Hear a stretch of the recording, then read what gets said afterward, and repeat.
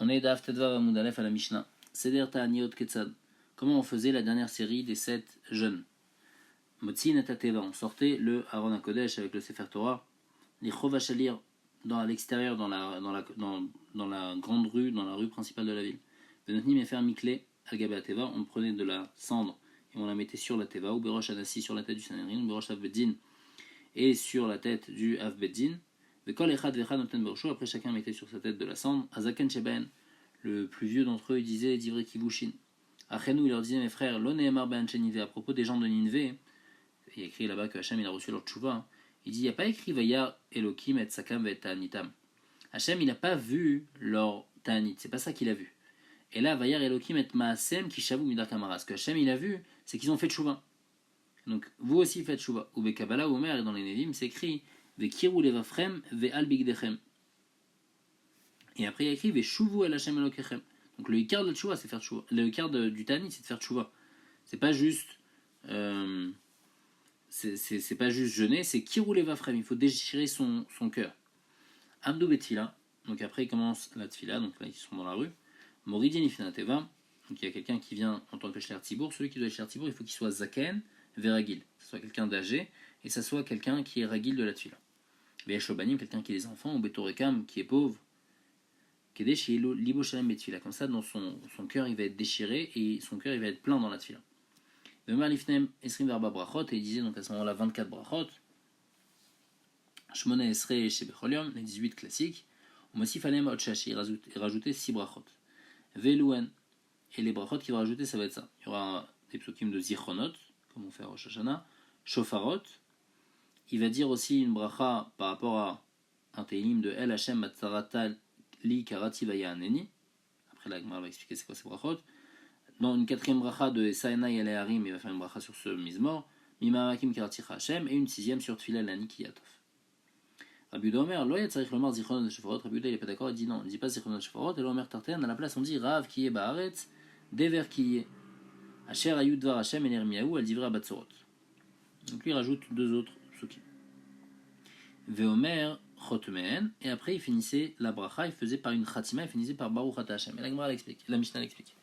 À la Rishona, sur la première bracha, donc ça c'est la première bracha, c'est pas un rajout. On est encore dans la bracha classique qu'on fait tout le temps de Reena Beonienu, Veriva Rivenu.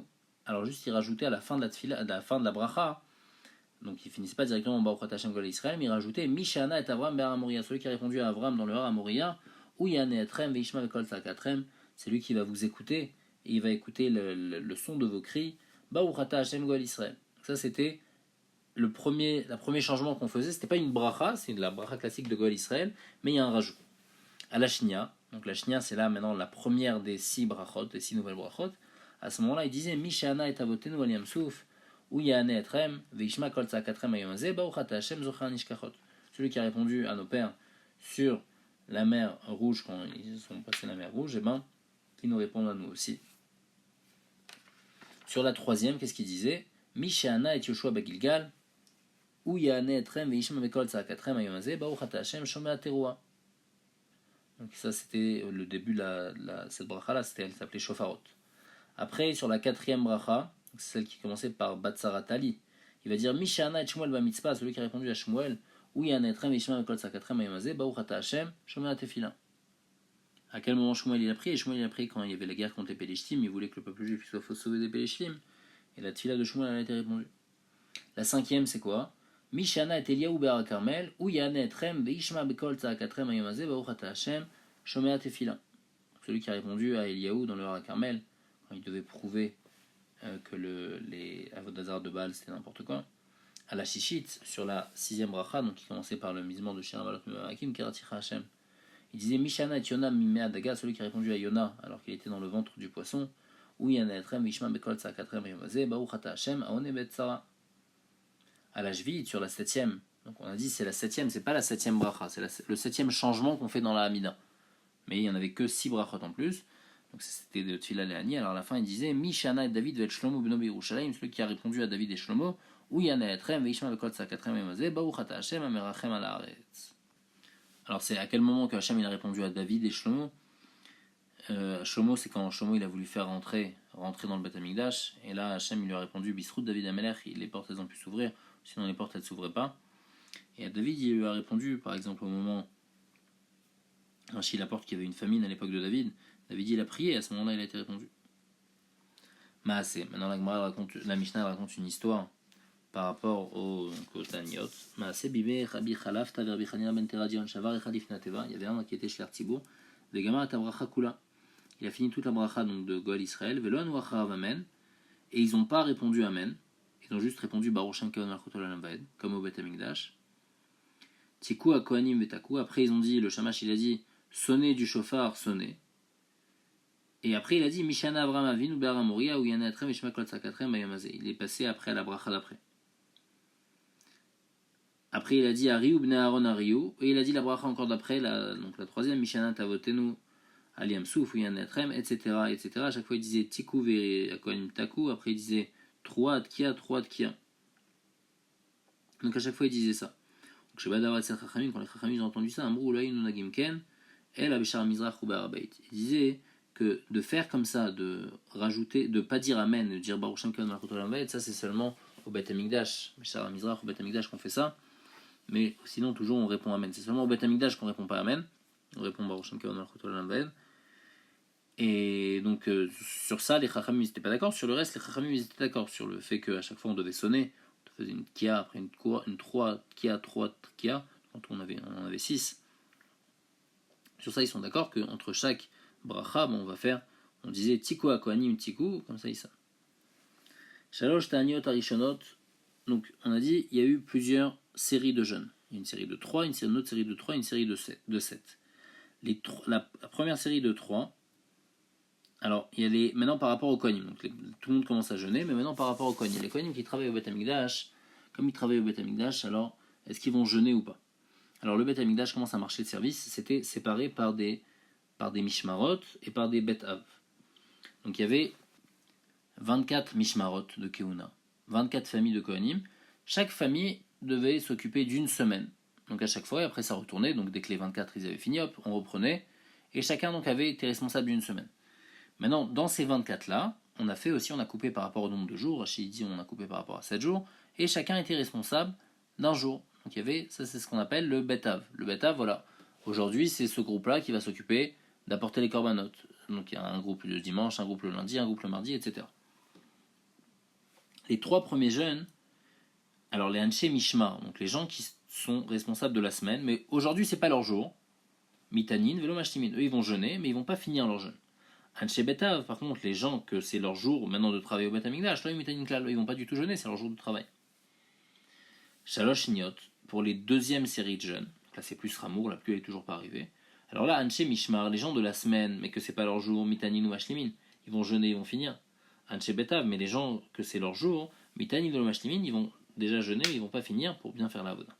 Sheva Charonot, pour les 7 derniers, alors là, Elou va Elou Mitanin ou Mashlimin, tout le monde va finir, même les gens qui travaillent, c'est leur jour de travail aujourd'hui au Bet Hamikdash, malgré tout, ils vont finir.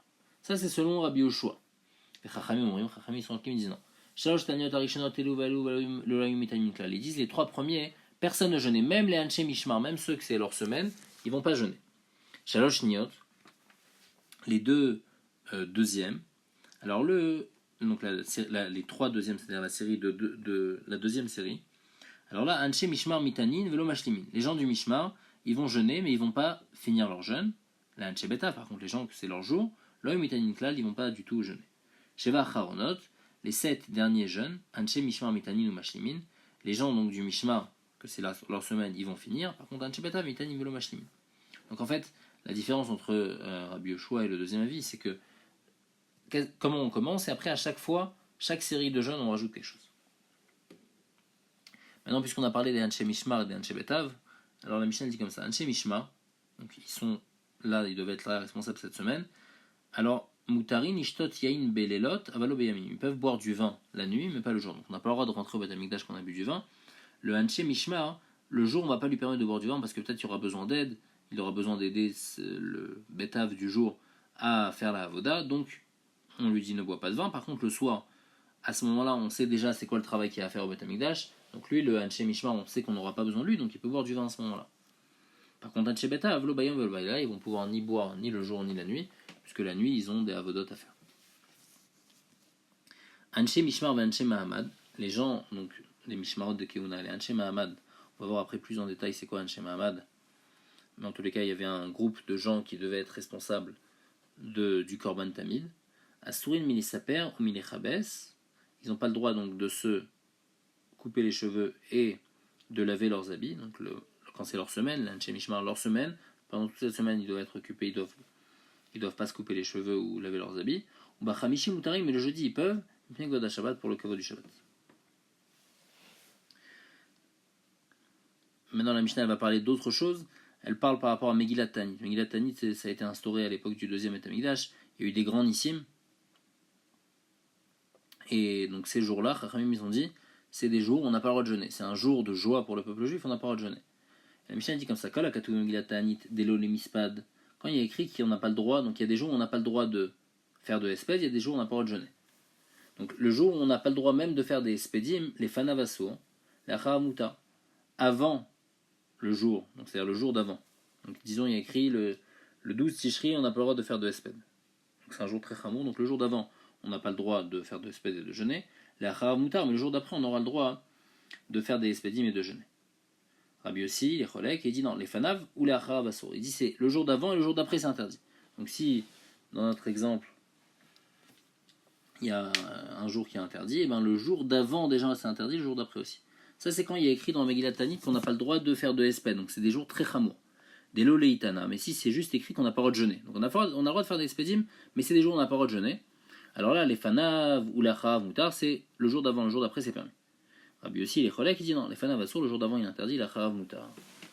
Donc si on récapitule, quand il y a écrit des lolemisped, marloquette, est-ce que c'est que le jour d'avant qui est interdit ou même le jour d'après? Et quand il y a écrit que des loleitana, alors là, marloquette, est-ce que tous les jours avant ou après ils sont complètement permis?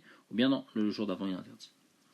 En gozrin ta'anit ala tzibour, batrila bachamishi, on commence pas donc une série de jeûnes un jeudi, chez nous l'afkia et tacharim pour pas faire augmenter les prix, parce que les gens ils vont voir que le jeudi, en fait tout le monde est en train de faire plein de courses, puisqu'ils ont besoin de manger le soir même, ils ont besoin de préparer leur repas du Shabbat. Donc ils voient, les gens ils font plein de courses, c'est-à-dire qu'il y a une famine qui arrive, alors ils vont augmenter les prix. Donc c'est pour ça qu'on fait pas ça le jeudi, on va commencer le lundi, et donc après, même si le jeudi les gens ils vont acheter beaucoup, les gens ils savent que le jeûne il a déjà commencé déjà depuis le lundi, donc ils savent pourquoi les gens achètent beaucoup le jeudi. Et là, Shalosh Shari Shono, donc les trois premiers jeûnes c'est Sheni Hamishi, Sheni, lundi, jeudi, lundi.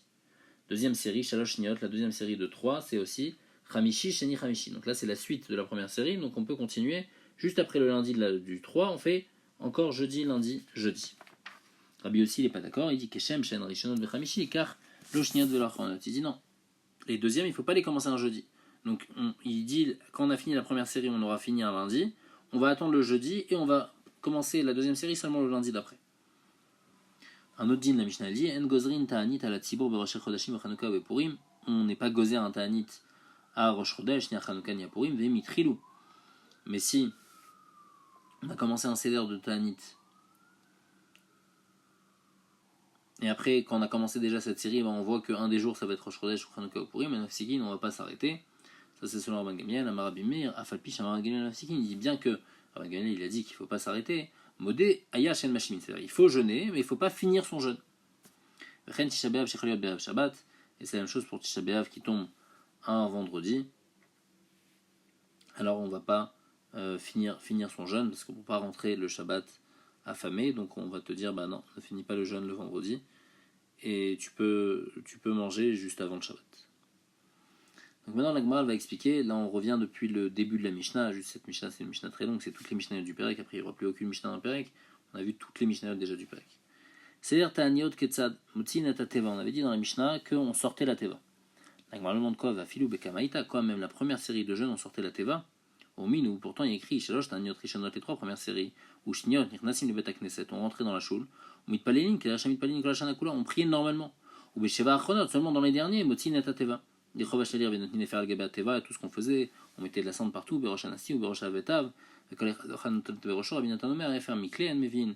c'était de la cendre. Donc on voit que c'est seulement dans la dernière série, dans la série de 7, qu'on sortait la Teva. Maraf Papa, qui est un ami, il dit non, notre Mishnah elle parle de ça, elle parle seulement des 7 derniers. Donc en fait, quand on a dit Seder Ta'aniot Ketzad, c'est pas Seder de tous les Ta'aniot, non, Seder Ta'aniot, des derniers Ta'aniot, comment on faisait les derniers Ta'aniot. Ou Berosh Anassi, on a dit on mettait donc de la cendre sur la tête du Nassi, du Havbedin. Vadar Tane Kol Echad Vechad Noten Berosho. Après il y a écrit que chacun prenait et se mettait sur sa tête. Et ni, la Gemara demande pourquoi on fait dans cet ordre-là, pourquoi on commence par le Nassi et ensuite par les gens. Pourtant, il y a une braïta qui dit Rabbi Omer Bigdula Matrilim Nagadol ou Biklala Matrilim Nakatan. Quelque chose de bien, de positif. Alors on va commencer par la plus grande personne. Mais quelque chose de négatif, comme ici c'est une pouranout, une malédiction, on va commencer par le plus petit. Donc ici, puisque c'est quelque chose de mauvais de mettre cette cendre-là, alors c'est qui devrait mettre? C'est d'abord le plus petit, pas le Nassi, on ne devrait pas mettre sur le Nassi en premier. La Gemara apporte une preuve à ça, juste la braïta Bigdula Matrilim Nagadol, parce qu'il y a écrit Moshe Aaron ou Lazar ou Leitama. Et donc là, on est matrimin à Katan, parce qu'il y a écrit Batrilan Kalel Nachash. D'abord, c'est le Nachash qui a été maudit quand il a fait fauter Adam. Après, c'est Chava. Et ensuite, seulement, c'est Adam qui a été puni. Alors la Gemara dit A Chashivuta le Didou, Damreleu, Aton Chashiv tout les mi ve'alan Richame Akule Alma. On dit non, tu sais pourquoi on a fait comme ça, hein? Parce que c'est vrai que c'est une klala, mais malgré tout on préfère pour le Nassi, parce qu'on lui dit voilà le Nassi, toi t'es quelqu'un d'important, et on sait que t'as plus de chances d'être répondu, donc c'est pour ça qu'on préfère commencer par toi, la Yeshua elle va venir grâce à toi. Après la Gemara elle pose une autre question, on a dit donc le Nassi et le Betav on leur mettait sur eux, et donc on leur mettait de la cendre sur eux, et les autres c'était chacun qui se mettait à soi-même. La Gemara demande aussi, Nassi va Avbadin Nami, Nishkelouinou Vinitru Barachayou, ils ont qu'à prendre eux-mêmes et mettre sur leur tête, Maishna Deshaki Inishachina Manachleou, pourquoi c'est quelqu'un qui va venir leur mettre la cendre? Amarabiaba Demin Kisri, Enodome. Enodome mitbayesh me'atzmo, c'est pas la même chose quelqu'un qui a honte de lui-même, et mitbayesh me'achim, quelqu'un qui a honte des autres. Et donc ici, le Nassi, comme il est important, quand on va lui mettre sur lui la cendre, lui il va avoir honte. Donc tous les gens, eux, ils vont mettre chacun tout seul, parce que ça leur change rien si c'est quelqu'un d'autre. Mais le Nassi, quand on lui met lui-même la cendre, c'est lui qui va avoir plus honte, et donc grâce à ça, ça va l'aider plus à faire tchouva complètement et à amener la pluie. Vecha manachle, où est-ce qu'on lui mettait? Un maravitzrak. Bimkom tfilin, c'est l'endroit où on met les tfilin, c'est là-bas qu'on mettait la cendre, comme c'est écrit, la soum, la avle tzion, la tête, la m, per, tachat, fr. Pour mettre pr à la place fr. Donc c'est-à-dire pr c'est les tfilin, donc on voit que le fr, cette cendre-là, on la mettait à la place des tfilin.